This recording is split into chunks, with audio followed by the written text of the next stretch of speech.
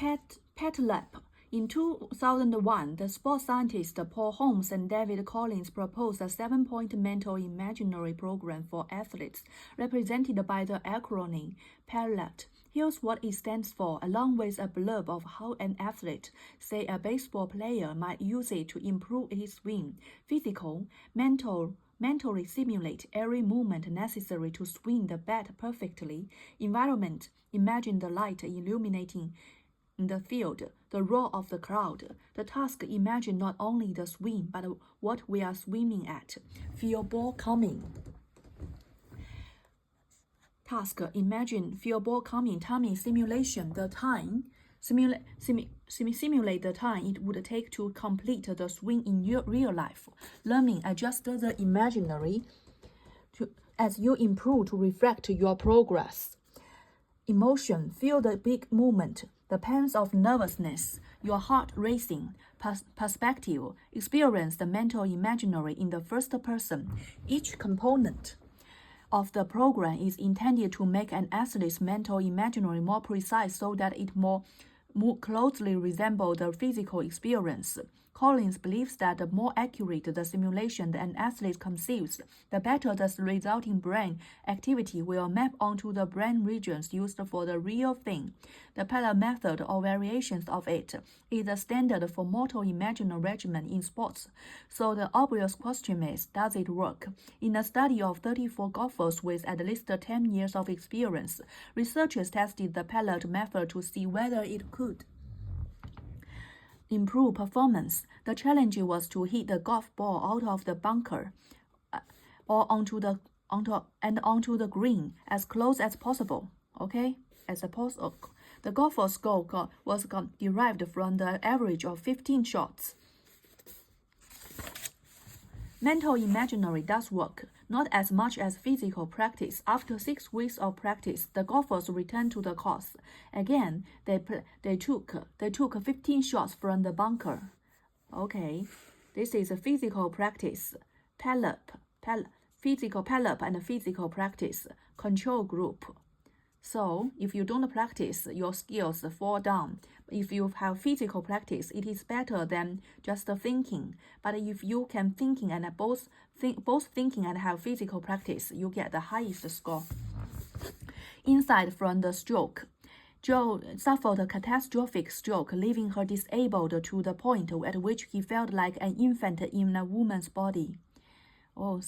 In an instant, he lost the ability to walk or speak, read or write.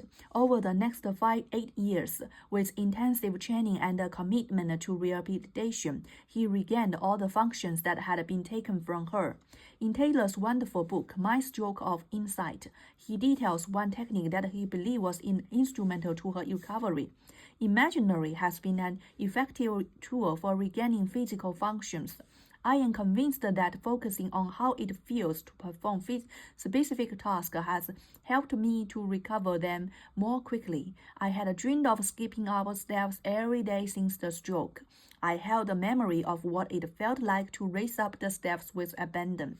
By replaying this scene over and over in my mind, I kept that circuitry alive until I could get my body and mind coordinated enough to make it a reality. So I think that is a story about persistent. You just, when you want to do something, first you mentally practice something, then you can make it. That is I think that proves the magic of human, to be a living thing. Experimental results, however, have been mixed.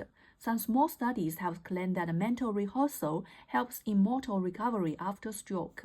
However, a large study of 121 stroke patients, published in 2011, concluded that mental imaginary didn't make any difference. The data don't support his attention on that mental imaginary helps with recovery after a stroke. Using mental rehearsal to improve your golf game is an example of how consciousness can affect the most automated physical process of swimming the club. But that interaction goes both ways. The motor system can affect our imagination in return. Studies show that mental imaginary exercise can be disrupted if you try to simultaneously undertake a physical task. Our ability to imagine the movements of the body depends on the inner integrity of the corresponding motor regions of the brain. When the stroke destroyed, okay. So I think this gives us hope that when we feel something so difficult that we don't have any resources to train, to have a physical train, but our mind, we can train with our mind. That is very magical. Our brain is a testimony of our magical human beings. Mirror neurons are located in a network in the brain that includes the motor areas as well as the frontal and parietal lobes. When we observe human behavior, the network mobilizes, creating simulations in our mind of what it would be for us to engage in that same behavior. The question is still under investigation, but early results are starting to emerge. In a study, 20% expert archers with at least 10 years of experience watched close-up videos of an archer using proper shooting posture. Okay, so you just by watching the proper shooting, then you can do it yourself better. As I have that experience too. When I go archery, yeah, it is also archery. When archery and in Sherwood Forest, I just see my friends do it, then I can do it as well. Why is yawning contagious? Contagious yawning isn't a myth, it's a real scientific demonstration. I always yawn. We yawn when we see someone else yawn. Scientists theorize that when we watch someone yawn, mirror neurons simulate the action in our minds. Those simulations can change our behavior. Try to use mental imagery to simulate the yawn. Okay, that's so interesting. Empathy, pornography, and the autism spectrum. Pornography, I don't understand.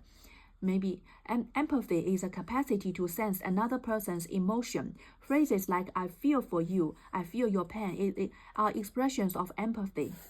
Studies show, for example, when we see someone in pain, the parts of the brain that activate overlap extensively with those that would be active if we ourselves were in pain. Okay, here's how it works. If your pain is at rest, a joint of TMS, transcranial magnetic stimulation, and at your brain could activate the muscle of your brain. Okay, as you witness someone in pain, your brain ever so subtly activates a muscle that would be triggered if you yourself were suffering. Okay, that's so interesting. However, the ability to recognize emotion is not quite the same as empathy. Recognize emotions is necessary for empathy but not sufficient. To directly study empathy have used the psychological questionnaire. I don't think that works. Mirror neurons appears to be active as we witness people undergoing pain. So what does brain on pain look like? The neuroscientists in France ran a study in which they recruited a group of heterosexual men to undergo straight men. Okay. This viewer isn't experiencing the pleasure, just observing someone else experiencing it. Yet it may have claimed that the porn industry earns more as a whole than Hollywood. What makes pornography so effective? Maybe some people, they can't do it yourself. They can see other people to get stimulated with their sexual organs. Why so effective? Because a person's brain internally stimulates sex. Okay, that's what I guessed. In his clinic, observed that Charles interacted with his environment at one point during the meeting, took an issue of Reader's Digest away from his son, placed it on the floor and stepped on it so that Charles would not fiddle with it. Kenner observed that Charles tried to remove the foot as if it were another detached and interfering object, again with no concern for the person to whom the foot belonged to. The theory is that people on the autism spectrum may have trouble empathizing.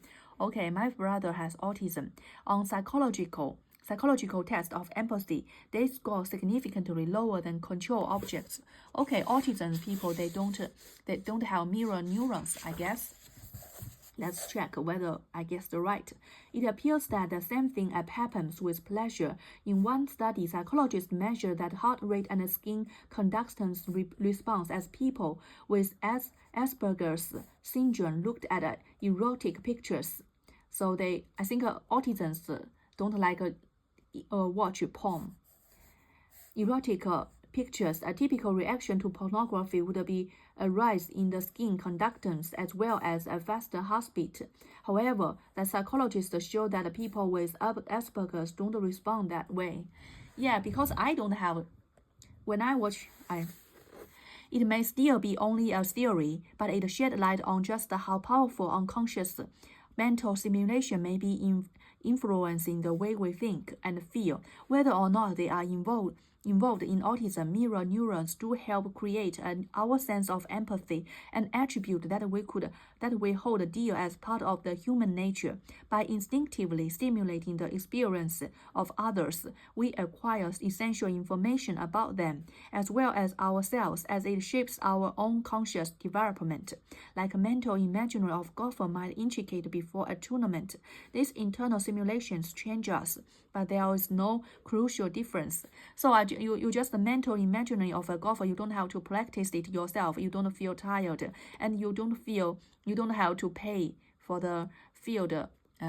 Then you can just get some practice. So it's very economic. Mental simulation is a bridge between conscious and the conscious systems. It can be used by either system to affect. So if I am a teacher, I would encourage the student to have mental simulation when you practice doing homework, and you just physically do it. Not enough. You have to have mental simulation. Not only mental reflection. You need to mental simulation as well. Then you can become a top student. Without our knowledge or consent, the unconscious system quietly simulates what we observe. We simply feel the effect of those simulations, perhaps as a passing thought or emotion. We might never know the extent to which we are influenced by these ephemeral feelings, or where they come from, other than they arise somewhere deeply within. Gut feelings. Suppose that I have a friend who has a serious drinking habit, and I am trying to decide whether to stage an intervention. Yeah, that's my boyfriend. These scenarios rapidly flash through my mind. My friend could potentially lose his job if the situation don't improve. His supervisor at work has noticed the signs of his alcoholism. The neurologist asserts that they come from various emotions we have had in the past, and that the effect of those emotions linger in the nervous system until they play a role in decision-making. Every time we have an experience, some feelings or bodily states are associated with it. The somatic marker system lives in an area of the frontal lobe between the eyes, known as the Dometic Source caused a similar story with one of his patients, whom he calls Elliot, who required surgery to remove a brain tumor. As part of the surgery, so they have removed the brain tumor also. Some place important maybe. So that, well, he wasn't told, however, is that the decks was designed in a very specific way. Decks A and B are stacked so that the cars that added money did so $100 at a time. Had described himself as a conservative person, someone who makes his choice cautiously and seldom takes risks. He describes himself the way ever, even after the operation of his brain. Yet his choices during the gambling task was anything but cautious. He kept drawing from the better decks, even after repeatedly losing enormous amount of money, just like me playing chess. Somatic markers are a type of emotional memory, reincarnation of information that the brain has acquired in the past, but we just experience them as gut feelings. Through through the reflection on the stored and activated unconsciously, these memories emerge at relevant moments in our lives to help guide our decision. In this chapter, we have seen the ways in which we can train the unconscious system in the brain. Yeah, that's true. Physical practice, mental rehearsal, and observing others in form of learning that build up neuronal connections through repetitive use. Once we establish this infrastructure, the unconscious brain gives back. In sports, it improves our performance without our having to think about it, strengthening muscle and perfecting technique. Through mirror neurons, it stimulates what we see, so we can learn about one another, express empathy, and understand pain and pleasure. Finally, through somatic markers, it uses our past experience to guide future decisions. Through the collection and rehearsals of past experience, the unconscious simulates old formation to help us learn and grow. It draws from our vast store of memories to empower decision making. We have seen different ways in which the brain fills in the gaps. When we fall asleep and perception goes dark, the brain narrates our dreams.